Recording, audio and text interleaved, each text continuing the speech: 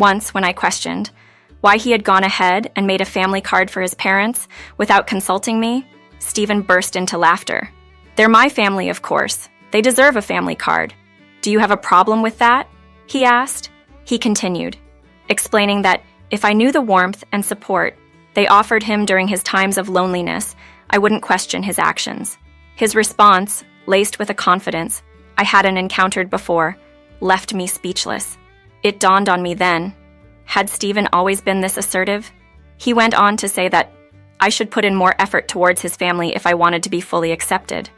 "Until you do, think of yourself as being on a trial period," he said, introducing me to a concept in marriage I had never imagined: being on probation. His words, suggesting I wasn't yet fully part of the family, struck a chord. He boldly added that, if I wasn't comfortable with this arrangement, I was free to leave. This was a revelation to me. Our family dynamic was being defined as just the 5 of them, excluding any unworthy members. In response, I took immediate action by canceling all our shared credit cards and moving out. My name is Kimberly, a 30-year-old freelance graphics designer. I previously worked as a designer for a well-known advertising firm, but chose to pursue freelance work from home 3 years ago, following my marriage. Having lost my parents in a tragic accident at a young age, I was raised by my maternal grandparents. For college, I returned to the city center apartment where I lived with my parents and have resided there ever since. I met Stephen, my husband, at a French restaurant where he worked, a spot favored by my colleagues and me for its ambiance, reasonable prices, and delicious food. Stephen, the charming waiter, quickly became a hot topic among us. The manager once joked that Stephen was the reason for their high customer return rate, a claim that wasn't hard to believe. Admittedly, I became one of Stephen's admirers, drawn in by his standout presence. Unexpectedly, our relationship progressed swiftly, and soon we were known as a couple. To my astonishment, we ended up getting married. Looking back, that period feels like a blur, as if I was living in a dream. Despite this, I was genuinely in love with Stephen and happy about our marriage. After getting married, I left my job to start a freelance career, a decision that was warmly received by my previous employer, allowing me to continue my professional work independently. Meanwhile, Stephen kept his job at the restaurant, which meant irregular working hours and late nights, making it challenging for me to maintain my usual work routine. Embracing independence had always been a dream of mine, so I decided it was time to take that leap. "This is a fantastic idea, Kimberly. You'll do great, and it's important to keep pursuing what you love," Stephen encouraged. Thus began our journey as newlyweds, living life in our own simple way. We weren't fans of grandiose displays, so we opted to skip a wedding ceremony and simply registered our marriage. We introduced ourselves to each other's families, marking the start of our shared life.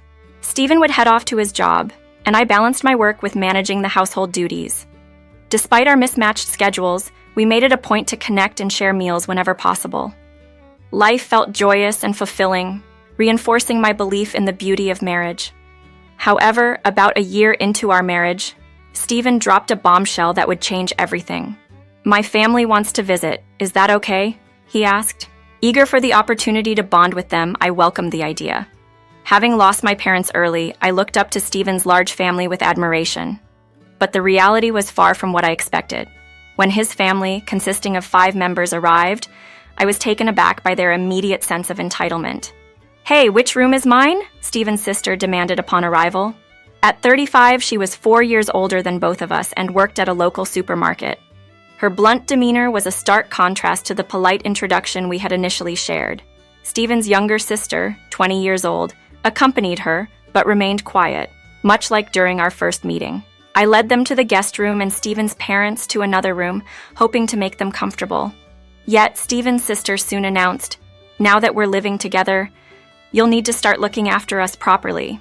I was bewildered by her statement, and when I sought Stephen's support, he merely laughed, showing a side of him I had never seen. It was then revealed that his family had abandoned their home and moved into my apartment without prior discussion. "Our family home had to be suddenly vacated, and we had nowhere else to go," Stephen explained. I wished he had informed me sooner, as I had assumed their stay would be brief. This unexpected turn of events was highly inconvenient. Attempting to address the situation gently, I expressed my concerns to Stephen. He appeared remorseful. and asked for my patience until they could find another place. Faced with such a dilemma, I found it impossible to turn away people in need, especially those related to someone so close to my heart. Reluctantly, I agreed to the temporary arrangement, with the hope that they would soon find a new home. Regrettably, the decision to allow Stephen's family to stay with us soon turned into a source of constant frustration. From the moment they arrived, the entire family seemed to abandon any sense of responsibility. They did not contribute to household chores, nor did they express any intention to find employment or a new place to live. They comfortably placed all the burden on me, making demands as they pleased. The situation took an unexpected turn when I discovered that Stephen's sister, who I believed was gainfully employed, had actually quit her supermarket job, which was only part-time to begin with. My assumption that she worked full-time, given her age, was incorrect. She hadn't held a steady job since high school. Similarly, Stephen's parents, who also worked part-time, had left their jobs before moving in with us. To my astonishment, Stephen's sister, who claimed to be a student, was not attending school at all. Her justification for not working was that she had married into a wealthy family, a reference that, to my shock, turned out to be me. She believed that since I had received a significant inheritance and insurance payout from my parents' untimely death and owned my apartment outright, I could afford to support them indefinitely. When I voiced my concerns to Stephen, his reaction was unlike anything I had seen before. He defensively insisted that his family needed time to adjust after the abrupt loss of their home. However, his tone softened as he apologized for his outburst, claiming his own exhaustion and pleading for my patience.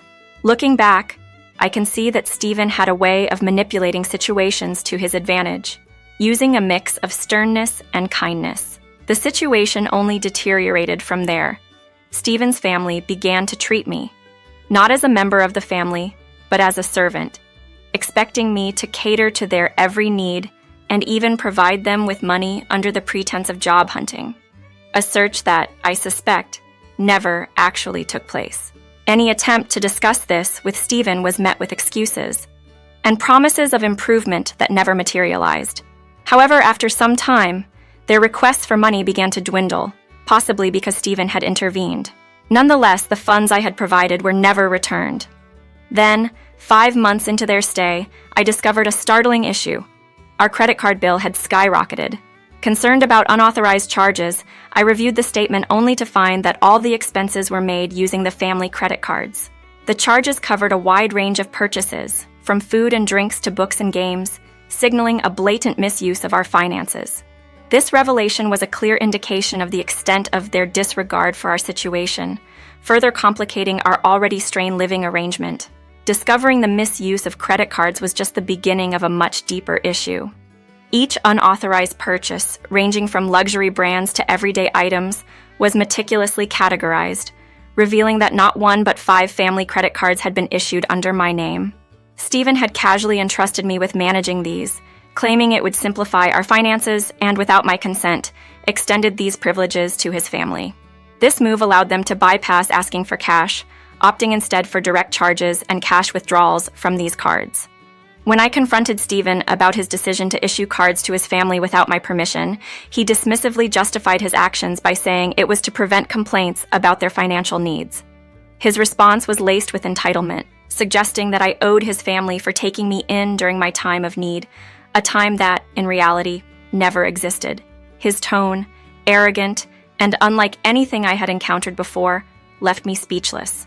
Was this the man I had married? Stephen went on to imply that I was only provisionally part of the family, saying I'd be fully accepted if I served his family to his satisfaction. I was astounded by this notion of a provisional phase in our marriage, a concept I had never imagined. His words, suggesting that I was not yet a true member of the family and could leave if I disagreed, unveiled his true character. This revelation left me reeling, questioning the very foundation of our marriage. Looking back, I realized that my initial attraction to Stephen was superficial, driven by the same allure that captivated many others, his looks. However, a peculiar encounter, where Stephen singled me out as being different and mystical, marked the beginning of my deeper engagement with him. Reflecting on this, it dawned on me that Stephen's interest might have been motivated not by genuine affection, but by the prospect of accessing my wealth and the apartment I owned insights that shed a new light on his behavior. Despite not being my preferred type, Stephen's charm and the novelty of his attention swayed me. It's clear now that he employed his looks and charisma as tools to entice, particularly effective on someone inexperienced in relationships and new to the adult world. This realization filled me with frustration and a sense of betrayal, igniting a desire for retribution. However, instead of succumbing to destructive impulses, I decided on a different course of action. I planned to turn the tables on Stephen and his family, using their own tactics against them. The apartment, a significant asset purchased by my father, had appreciated in value over the years, thanks in part to nearby developments. This piece of property would play a crucial role in my plans for reclaiming control and setting things right, marking the beginning of a calculated strategy to address the injustice I had endured. The condo that my parents had purchased, hoping for a larger family, had transformed over the years into a sought-after luxury property. Its ample space was intended to accommodate more of us, but now it barely felt sufficient with Stephen's family invading every corner. Despite its size, their presence turned my workspace and sanctuary into a constant source of irritation. I've been tolerating this intrusion, fueling my resolve for retribution, especially since there's no mortgage to worry about. My parents' foresight had ensured that. They tragically passed away in a car accident when I was just 3, leaving me as the sole survivor, thanks to a timely flu that kept me at home.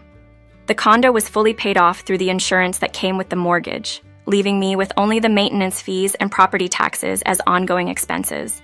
When Stephen learned about the financial ease of our living situation, he offered to contribute a bit more than the minimal costs, suggesting we manage our personal expenses separately. At the time, his proposal seemed reasonable, and I, blinded by love and the prospect of sharing our lives, agreed. Looking back, I see how naive I was to expect his contributions to lighten my financial burden significantly. Stephen likely saw himself as the provider, justifying his demeaning references to me as a parasite, unaware or perhaps dismissive of the fact that I've been shouldering the majority of our household expenses. With Stephen's family added to the equation, the financial strain became unbearable. They contributed nothing, instead imposing further on my resources and patience. I bided my time, enduring their thoughtless expenditures and reminding myself of the eventual triumph awaiting me at the end of this ordeal. After 3 months of this unsustainable living arrangement, I reached my breaking point and confronted Stephen, demanding he choose between me and his family. His response was shockingly cold. He suggested I leave, asserting that I had never truly earned my place in the family. He even claimed entitlement to the apartment and a portion of my savings as alimony, revealing his true intentions all along. This realization hit hard, uncovering the depth of his scheming and the role his family played in this twisted plot. The man I once loved and married was now a stranger, orchestrating a plan to oust me from my own life and claim what was mine. The shock of hearing his calculated intentions, aimed at exploiting me and securing my assets, underscored the harsh truth of our relationship. This confrontation was a pivotal moment, exposing the full extent of Stephen's manipulations and leaving me to grapple with the betrayal of someone I had deeply cared for. This situation ultimately solidified my decision to part ways with Stephen. "I've decided to divorce you," I declared, my voice steady with resolve. "And just so we're clear, this condo remains mine. The grounds for our divorce? Your decision to let your family invade our space without my consent, and their complete disregard for me?" I informed him, countering his expectations with a firmness I hadn't shown before. His surprise was palpable, a clear sign of how much he had underestimated me, accustomed as he was to my previous acquiescence. Fueled by the realization of how manipulatively I had been treated, my anger flared. "I refuse to spend another moment in this situation. I'm leaving now, and you should prepare to vacate as well," I informed him, brushing aside his protests about residential rights and his claims that they would never leave. Ignoring his bluster, I sought refuge with my grandparents, sharing with them the ordeal I had endured. Their reaction was one of dismay and concern, regretting my decision not to confide in them sooner. Despite the tears and apologies, I reassured them with a brave face, though my heart was heavy. The very next day, Stephen reached out, puzzled by the legal notice. He received a testament to the swift action of my lawyer, who had promptly initiated the divorce proceedings upon my request. Stephen's defiance was evident in his refusal to accept the situation, claiming he wouldn't pay alimony or leave the condo. Legally, you're obligated to support the divorce settlement, and you have no right to stay in the condo, I countered, shutting down his baseless claims to ownership and directing him to communicate through my attorney moving forward. As expected, Stephen called again, repeating his inquiries with no new arguments, this time bewildered by his inability to use the credit cards. I had, in preparation for my departure, transferred all essential contracts to a new card and canceled the old one, effectively rendering the family cards useless. His reminder of the minimal contributions he had made in the past was met with my pointed reminder that any such expenses could easily be deducted from the alimony he owed. This retort marked a turning point, showcasing my newfound strength and determination to navigate this challenging period with dignity and resolve. From the other end of the phone, muffled shouts broke through, a stark reminder of Stephen's failure to meet his financial obligations. He had only managed to contribute the agreed amount for a brief 3 months before his contributions dwindled to nothing. Excuses about his store and other matters became frequent until they ceased altogether. If he had somehow convinced himself he was still contributing, it was a clear case of selective memory. But at that point, his recollections, or lack thereof, were inconsequential to me. I was determined to sever our ties, his past promises fading into irrelevance. I firmly requested Stephen to settle his share of the living expenses I had shouldered alone, armed with a meticulously maintained household ledger as proof. I also demanded a fair division of our savings, which, according to the law, constituted marital property. Let's divide it accordingly, I conceded, ready to close this chapter of my life. His response, veiled as a warning, hardly fazed me. His next call, echoing previous ones in both tone and content, betrayed not just a lack of memory, but a deficiency in understanding. He questioned the division of our shared assets, wrongly assuming I was hoarding wealth from my parents' insurance and potential alimony. I patiently clarified that my pre-marriage savings were not communal property, and since we hadn't saved anything during our marriage, there was nothing to divide. His accusations of deceit led me to a final resolution. All further communication would be through my lawyer. With that, I ended the call and blocked his number, cutting off any direct communication. 3 months later, Stephen and his family vacated the apartment, driven not by remorse, but by necessity. Stephen's income was insufficient for the lavish lifestyle his family had grown accustomed to, especially after losing access to my credit card. Their extravagant spending habits, now curtailed, led to internal strife, with accusations of theft and blame shifting within the household. The subsequent disconnection of utilities, a measure I had taken, further strained their living conditions. The sweltering heat of summer and early autumn proved unbearable without electricity, water, or gas, services that, with the apartment under my name, they were powerless to restore.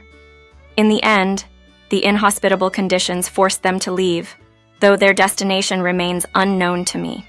Stephen, despite his initial resolve, eventually succumbed to the same pressures and abandoned the apartment.